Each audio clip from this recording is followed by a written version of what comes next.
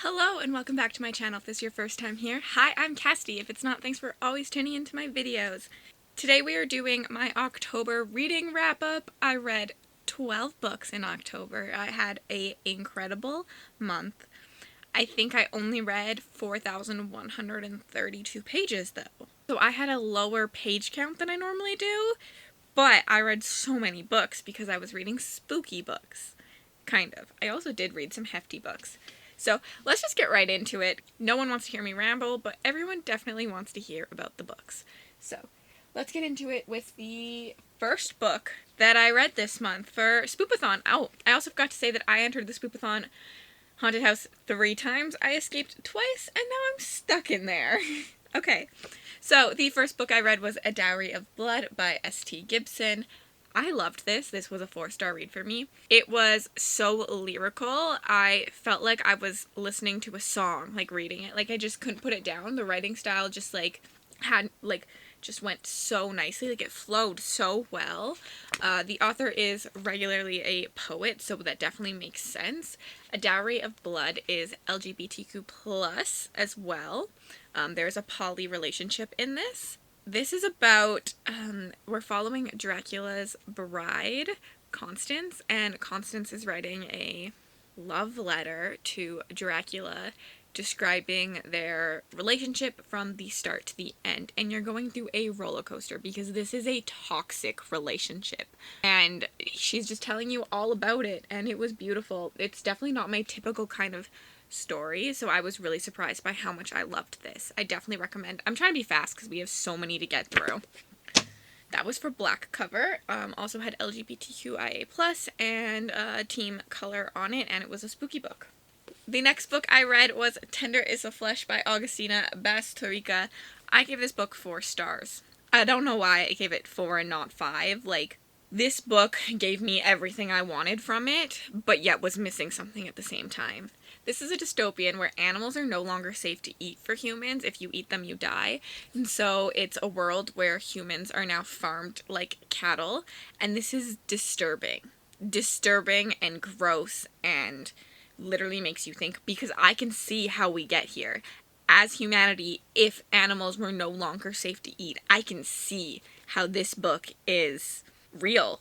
Like that disturbed me so much. And like what they do to the cattle, it was so creepy.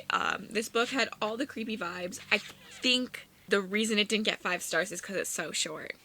I love a chunkier novel. I feel like it just needed a little bit more plot, but the ending of this was like, oh my god, I didn't see that coming. It was the most obvious ending, I feel like, but done so well that you do not see it coming. I loved this. This is, yeah, I probably should up it to 5 stars, but like something in me was just like, I didn't get exactly what I wanted, but I also got everything I wanted from it. Like, I just think it needed a little bit more, because it's less, I think it's like 200 pages or something. I also listened to the audiobook of this, and that was creepy vibes. Highly recommend if you're looking for like a creepy dystopian and like a dystopian to kind of get you into this like creepy genre. The other one I want to read is Meat. It's not by him, but it's also the same like cannibalism vibes. I told my vegetarian aunt that I was reading this and she was disgusted by me. After that I tried to read Sleeping Beauties.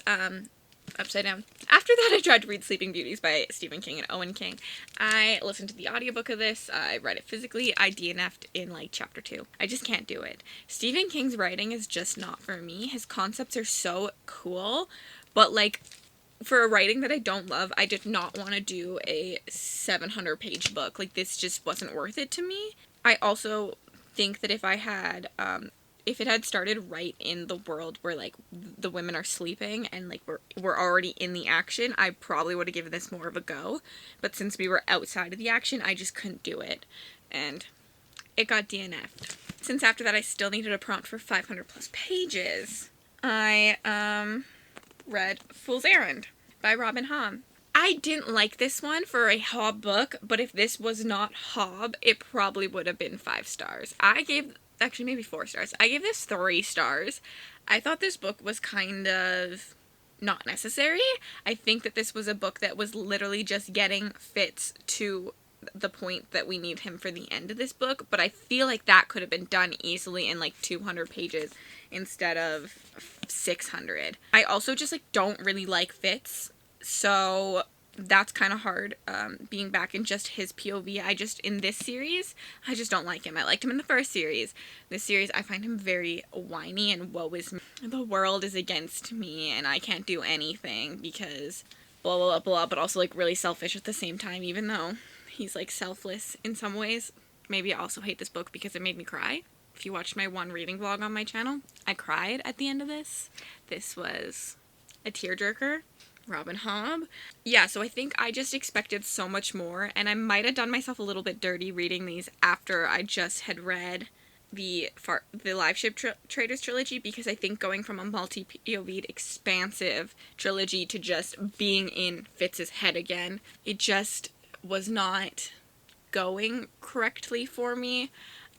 Fool's Errand, I can't really tell you about because it's the first book in the third trilogy of Realm of the Elderling, but the first book, which is Assassin's Apprentice, is we're following Fitz Farseer, who is the bastard son to the King in Waiting, and that makes the King in Waiting give up his title and go elsewhere, and Fitz is kind of a wild card for the current king, which is his grandfather, and his grandfather takes him under his wing as an assassin, and you're literally just watching Fitz's life go to crap. Like, it's a horrible, amazing, tragic story. Like, tragic. Something fell upstairs. After Fool's Errand, I couldn't get out of this world, so I did read The Golden Fool. And I did like The Golden Fool more than I liked Fool's Errand. This would have been an excellent first start to me, to this trilogy. I really liked where we ended off in here, and I started to like really like all the characters. I think that also was an issue, is this was really just about Fitz and the Fool, and this one you get some more characters in it. You're still only in Fitz's head, but like there's more going on, and we're back to more like politics, where I feel like the first book was really just about the wit, and this book is more about what's happening in the world, and that's what I wanted. We also have your first cameo from some people from the Live Ship Trader, which I loved. I will say with the first two books in this trilogy, I have loved seeing little bits and like putting the little bits together from the Live Ship Traders trilogy that we get in here. All the hints, like the horse named Malta. Perfection. Yeah, I think I gave this one 4 stars. After the Golden Fool, which was, I used the Golden Fool for diversity, because Fool is a character that's not given a gender, and he definitely sways a little bisexual, I think. After that, I had to read it after dark, and I read Clown in the Cornfield by Adam Cesar. I gave this book 4 stars. I also really enjoyed this one. The first bit of this book is a little slow, I will say, but once you get to the action, the murdering, I am here for it. This is a slasher. I was sold this completely wrong. I thought this was about a clown in a cornfield. And like, I thought that these kids were being blamed for all the things the clown was doing. That is not what happens. Literally, this is a slasher film. There is a clown in a cornfield, but it's slasher. It's like your typical slasher horror movie. And this is YA, but like, it's done so well. I really enjoyed this. I listened to the audiobook of this, and I highly recommend. There's not really much I can say about this other than that it's a slasher, because I'll give things away. I really liked this book. If you get past the first part. I definitely think the first part was a little slow, but I liked it. After Clown and Cornfield, I read it after dark, and I escaped the haunted house. So then I re-entered the haunted house, and I read Kingdom of Essence by Holly Carlson. This is a self-published novel. I was sent this by the author early for a review. This does not change my feelings at all. I just want to say, like, my feelings are honest whether this was sent to me or not. Kingdom of Essence is about her main character, Alitza, who is a relic hunter for the tower. And so what this is the tower gives out relics to people to go harvest essences, and sometimes people don't give them back. So when your contract is up, the relic hunters have to go out and get your essence for them. But Alitza is coming to the end of her contract with the tower, and she is unsure if she wants to make another contract to become a relic hunter for like a little bit longer, and that's when she kind of starts to like figure things out. There are a couple heists in this, and I did really like the magic system in this. I gave this book a low 3 stars. I just was wanting more from this. I was kind of confused by the magic system, although I was really intrigued by it. I really like a hard fantasy, and I wanted the rules like set out in front of me, and this didn't have those rules set out at the beginning, and I felt like this leads to a lot of plot conveniences. I feel this way with like all soft magic systems. This is just a problem I have. Other people don't have this problem with soft magic systems, but I find soft magic systems lead to plot conveniences most of the time. So I didn't like that because we're in this bind now and you can do this. That just like pulls me out of the world.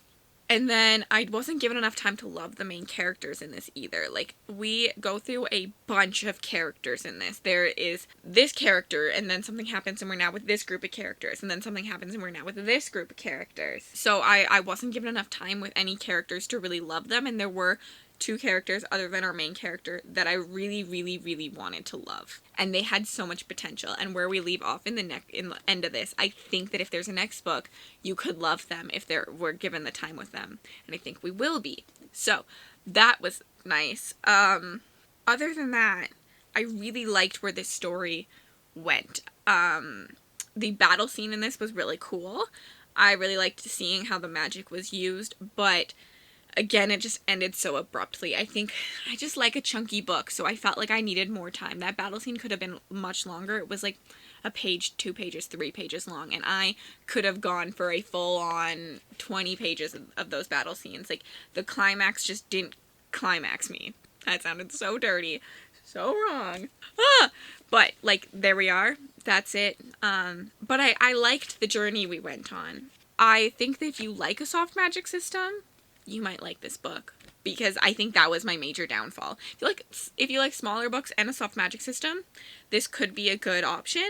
I just can't get past a soft magic system most of the time. It has to be done really well for me to like one, so it just wasn't my type of book. Okay, I'm gonna move on, but also thank you, Holly, for sending me this. Also, look at how pretty that cover is. I love this, just black and white. Oh, that was the gifted to you prompt.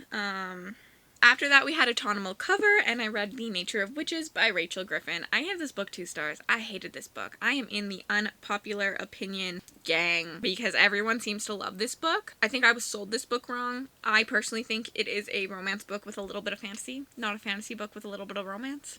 And I don't really do romance, especially in fantasy. Like, I can do a fantasy romance, but I have to be, like, ready for fantasy romance, and then I'm just there for, like, the romance. Like, I don't need a lot. Like, I love a good ACOTAR or From Blood and Ash. Like, you're there for the romance, let's be honest here. And this book I just wasn't prepared for. Maybe if I had been prepared for it, I would have picked it up in a different setting and liked it. The world in this is so unique. The Nature of Witches is about our main character, Clara, who is an Everwitch, and with that means that she can control every single season, where most witches only they're born in a certain season and they can control that season. So there's climate change happening, obviously, and the world is going to shit. And so it's the witches' jobs to try to, like, stable it, and it's kind of failing, and they really need their Everwitch, but she's too scared of using her powers because she seems to kill everyone she loves. Which is why it's a romance book, because it's literally about her falling in love and conquering that fear. I loved the magic system. I would like to be, I think, a spring witch. I really liked that you could only use your power in the season you're in. I thought that was really cool, and I really liked that tie into seasons. Also, this book is so dang repetitive. I could have liked this book, I guess, but it was so repetitive. I knew how this book was going to end from, like, the 2nd chapter, because the same 3 things are repeated again and again and again. So there's no, like, if you don't know how this book is going to end, I don't understand. There was no doubt in my mind what the climax of the book was going to be and how it was going to be resolved, because it's just said again and again. It's like the author wanted you to know these things and she did not trust you to get it, so she just kept repeating it, and that ruined the book for me, because now I knew, because if you're going to repeat it so many times, it's obviously really important, which made me lead to knowing what was happening. Yeah, so I didn't like this one, but I still love this cover. It's beautiful. Oh, after that, I read a nonfiction for a book out of my comfort zone, like out of my genre. And I read A Stolen Life by J.C. Duggard. I don't really rate these kind of books. I just give them 5 stars because it is a nonfiction about her life, and I don't think it's fair for me to like put a rating on that. I will say I think everybody should read this book. This is a heartbreaking book. A Stolen Life is about Jacy when she was kidnapped at 11 years old and the life she goes through, and I cannot believe that these people live in this world. I can't believe that this happened. Like the person that stole her is disgusting, and you think that these only happen in movies, and reading a story where this actually happened to someone was so heartbreaking. I cried so many times. I listened to the audiobook on a road trip out to a styled shoot for photography, and I cried the whole drive. Like, I'm gonna cry just thinking about it. What happens to this woman is disgusting and terrible, and just hearing it from her, hearing what this man does to her, what his wife does to her, my heart is beating so fast it hurts. If you do anything in this world, I would pick up this book because I am a better person for reading this, and I hope that it helps other people. Yeah, this was just heartbreaking. Heartbreaking story. Just read it. Just read it. And I highly recommend the audiobook because it's narrated by our author, and it's her story, and it's tears. Just tears. Like, just prepare for the waterworks. Next book I read was The Death of Mrs. Westaway. I finally finished this. I started this at the beginning of the year as a buddy read, and both of us just couldn't get into this book, and we never finished it. So my buddy read partner has probably not finished it, but I wanted an easy book to read, and I listened to the audiobook of this in the end. I don't know why I didn't like this book. I have read 2 other Ruth Ware books. I loved The Turn of the Key. I hated One by One. I'm unsure about this book. I gave it 3 stars. Everything about this book screams 4 or 5 stars to me. Like, it's gothic, it's got those creepy vibes, it's like a good old haunted house kind of. It was done so well. There's tarot cards in this. She's a tarot card reader, and it's so cool to see how they foreshadowed with the tarot cards, and I really enjoyed that. I had ideas of who I thought it was, but I never fully was sure, so I think that says a lot about a thriller book, because I like to be able to predict I can predict things. I like it, and yeah, this gave you all the creepy vibes, but I had to push myself to read this. I don't know why, it just wasn't for me. I would say, just ignore my review on this, because I think it was a good book, but I just didn't love it. Like, no idea why it took me so long to read. Well, I will say the action doesn't start for like 100 pages, and I think that was a big mistake. I really like to be thrown into action, especially in my thrillers. Like, yeah, I guess I should tell you what this is about. This is about, what's our main character's name? Our main character is Harriet Westaway, and she is broke. She has money owed to people. She really is not living her best life, and she comes home to a letter from someone who says that her grandmother died and she's about to inherit a bunch of money. She knows right away that this is not her grandmother, and that somehow things got mixed up, and it just, her mother's name is the same as this person, but it's not her mother, essentially.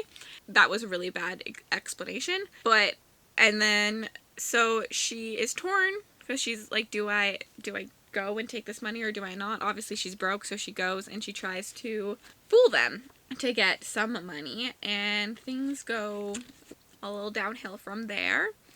And yeah, it's just creepy family gothic vibes. But the first 100 pages of this is literally just her like looking at the letter and getting the letter and deciding whether to go. And I could have done that in like 30 pages, I feel like.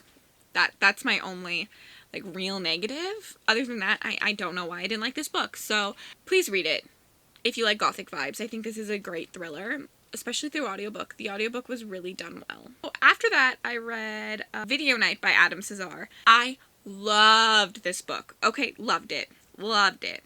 If I could suggest one book that I read this month, it would be this book. This is by the same author as A Clown in the Cornfield, which I read earlier. This one I gave a very, very high 4 stars. I listened to the audiobook of this on Scribd, and, no, not on Scribd. I got it on Audible. I listened to the audiobook, though. This is a creature feature movie. Alien invasion. Campy horror. Oh, this is everything I wanted for Halloween. It was so freaking good. You're following a geeky boy who has the hots for the girl next door. The said popular hot girl, who is not like every other hot girl, and might be coming to video night that night. And said hot girl's alien body snatched sister, who is making alien babies and making people go splat. That's literally how I would describe this book. We are dumped into the action from the first chapter. Like, the first page of this book is people being body snatched, and this is gory, but not too gory. I think that he did a really good balance of this. Like, if you've watched a creature feature, they're always gory, but he did a really good job. I will say there are some terminology used in this book that I don't approve of. It is quite typical with this genre. We're really focusing on what women look like and all of that, but I don't mind the hot girl, I'm gonna stare at her tits essence in horror movies, so I also don't mind that in my campy horror books. Adam Cesar has quickly become one of my favorite horror authors. I've only read 2 books, both this month, and I loved both of them, so I'm so excited to read what else he has. He has a really good mix of comedy and creepiness. I would compare it to Grady Hendrix writing, but I think it's more creepy. And the pop culture references in this, I really loved. Like, they are having a video night, and it's, like, set in the 80s, so, like, they go to Blockbuster, essentially. It's not called Blockbuster. Pick out a movie, like, an old classic horror movie to watch every single Friday night, and then there's, like, the hot girls coming to watch this night. It's really good. If you've ever seen the horror movie Slither, which is a campy comedy creature feature, this is the book. This is literally read this book, and if you read this book and liked it, watch Slither. So good. Yeah, that's really all I can say about this book. I loved it. I honestly should give it 5 stars. I don't know why I didn't give it 5 stars. I think I'm gonna bump it up to 5 stars. I think this could be one of my favorite reads of the year. I really, really liked it. And the ending, chef's kiss. Chef's kiss. Oh, okay. After that, I only read one more book, I believe. Oh no, I read 2 more books.